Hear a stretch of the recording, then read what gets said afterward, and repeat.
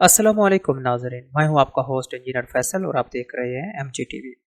नाज़रीन, आज की इस वीडियो में हम आपको बताएंगे कि इंग्लैंड के एक फाइनेंशियल टाइम्स नामी अखबार ने खबर नशर की है कि सऊदी अरेबिया इस साल हज कैंसिल करने पर गौर कर रहा है और इस सिलसिले में उन्होंने सऊदी वजारत हज और उम्रा के एक सीनियर ऑफिशियल का हवाला दिया है।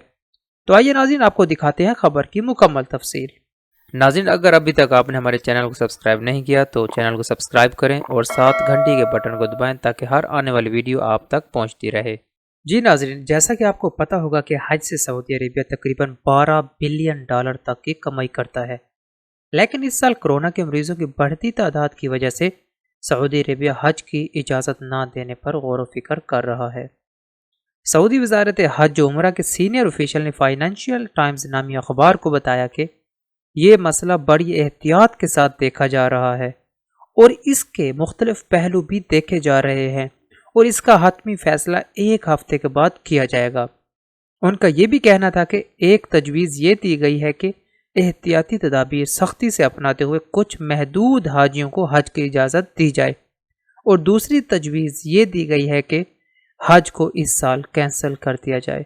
तो दोनों तजवीज़ें हमारे सामने हैं, लेकिन हमारे लिए सबसे ज़्यादा अहम हुज्जाज कराम की सेहत का तहफ़्फ़ुज़ है। मज़ीद आपको ये भी बता दें कि जैसा कि जापान में होने वाली ओलंपिक्स गेम कोरोना की वजह से डिले कर दी गई हैं, तो सऊदिया पर भी प्रेशर बढ़ रहा है कि जल्द फैसला लें।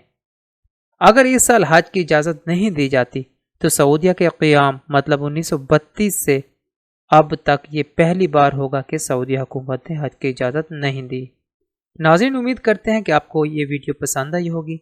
मज़ीद सऊदिया की ताज़ा तरीन खबरों को देखने के लिए हमारे चैनल को सब्सक्राइब करें और साथ घंटी के बटन को ज़रूर दबाते जाएं ताकि हर आने वाली वीडियो आप तक बआसानी पहुंचती रहे।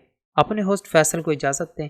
मिलते हैं मज़ीद ताज़ा तरीन खबरों के साथ, तब तक के लिए अल्लाह हाफिज़।